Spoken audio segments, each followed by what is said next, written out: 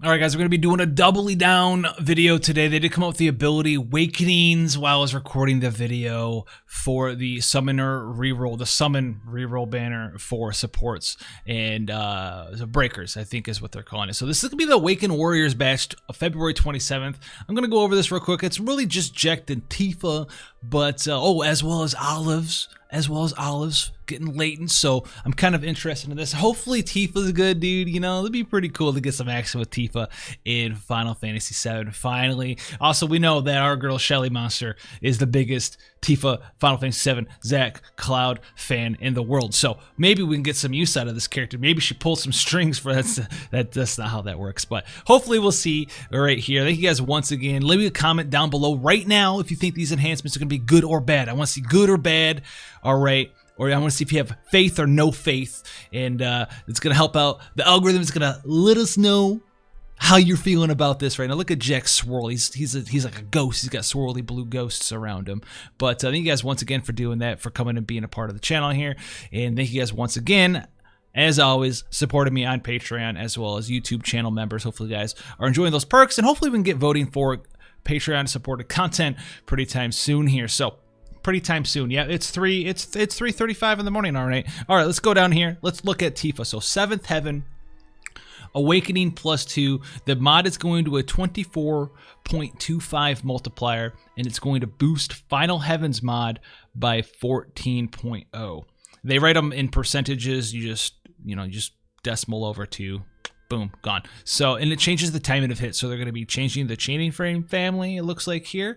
All right, so we'll have to see about that. Final Heaven is Awaken +2, boosts damage amount 2,700, so 27 times mod base. And then every time you use it, it's going to get a 2.5 times mod increase up to an additional 12.5 times mod increase there.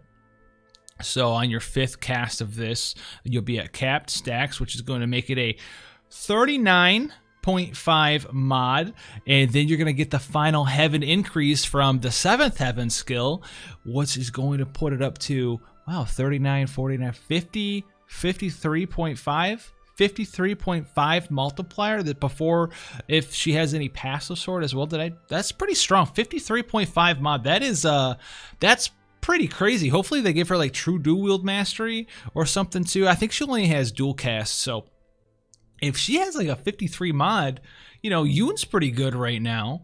And he's got like a 40 mod, right? So we have characters like Arden and Yoon who are like characters. They're units, you know, that are...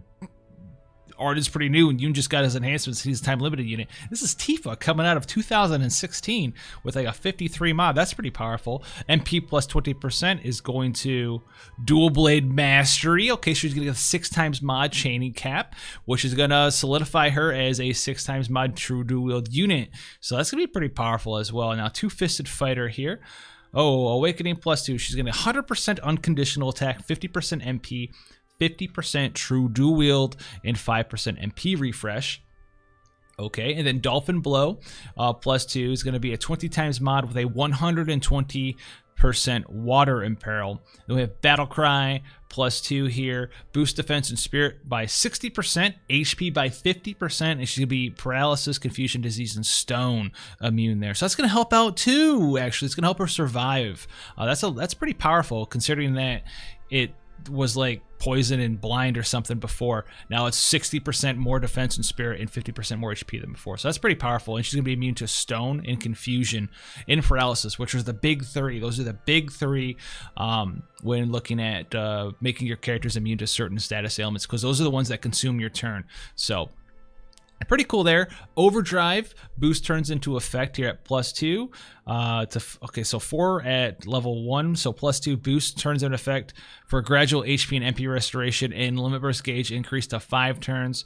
Boost turns into effect for attack increase for 999 turns, and it's undispellable. I don't remember off the top of my head what the attack percent is for this, but this is pretty good, actually. I have to see some numbers on some of this stuff. And obviously, none of this stuff is set in stone yet, but this is looking pretty good. Is that all she's getting? Okay, so I don't think she gets triple cast, but she'll be able to, it looks like here, pretty easily, you know, just fire off 253 times multiplier, whatever that chaining frame family is for Final Heaven. skill. Hopefully it's a chaining mod. Hopefully it could be a chain finishing skill too. Hopefully it's a chaining skill. Let's watch it be like Divine Ruination or something. It'd be funny. But 52 double 53 mod, like that's not the worst thing in the entire world, especially if some Tifas laying around and you've been looking to upgrade your units. You're still using something like Esther or Axstar or something. You're gonna be getting in there real hard, real damage wise. All right, now we have Jecht here, quick block +2, boost physical damage reduction to 30%, boost turns in effect to 3 turns, enables triple cast for 3 turns as well. So he's gonna get triple cast for 3 turns there instead of 2 turns. Fake out +2 here, boost attack for 5 turns to the caster, 200%, undispellable. Boost increase to damage of certain abilities. Hot Steel, Jecht Shot Mark III, and Jecht Rush by 6.0.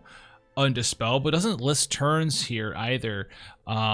So Forever, I guess 6.0 mod increase for Forever with Fake Out. Boost enabled duration of enabled ability, triple quick strike to 4 turns as well. So enable triple quick strike for 4 turns. So he's going to have 2 ways to unlock his triple cast. So he's going to have 2 ways to unlock it, with quick block and with fake out. So you're going to have to be rotated between these ones. Jecht Rush is going to go at +2. It's going to be a 0.75 mod on the first attack, a 2.75 mod on the second attack, and it's going to be a 100% water imperil for 5 turns there. Now this is also going to be getting those modifier buffs, so keep that in mind as well. And this is more of his water imperiling skill, so it's not really his main damage dealing skill, I don't think. Maybe it is. Maybe he does get more modifier increases here. We'll have to scroll down here. Brutal Blitzer. I also don't have Jecht memorized. He's so old. 80%, no, 130% unconditional attack, 60% HP, 30% defense and spirit. That's a lot of stats. Superstar +2, boost equipment attack when a single weapon is equipped in both hands to 150%. Boost equipment attack when armed with 2 one-handed weapons to 70%. That's very interesting there. Are you going to give him True Dual Wield Mastery too? If so, it should have been on Superstar, I would think. Double quick strike +2 adds fake out to the specific abilities that can be used twice in 1 turn, and +1 adds Otherworld to the specific abilities that can be used twice in 1 turn. So you'll have Otherworld and fake out added to his dual cast. So you'll be able to dual cast fake out plus another one of his skills if you want to set up on turn 1, and then you'll have your triple cast to go off of there. We'll have to see exactly how he looks like he's going to pan out after we actually get this in the game and get the data mine information and all that good stuff. But yeah, so 6.0 on Jecht Rush here. We have Jecht Shot Mark III, which hasn't been changed at all. Maybe Jecht Rush is going to be his big damage dealing skill. There's nothing else really in here. Interesting, because 6.0 added here, like, isn't that big? It's a 12.0 mod increase total here, unless one of these has ignore 50% on it. But we'll have to see. We'll have to see. I don't have his stuff memorized. Frannis here. Listen, dude, no one cares. All right, so Olive Enhancements, Elite Marksman 2, enables charged rounds and dual ammunition.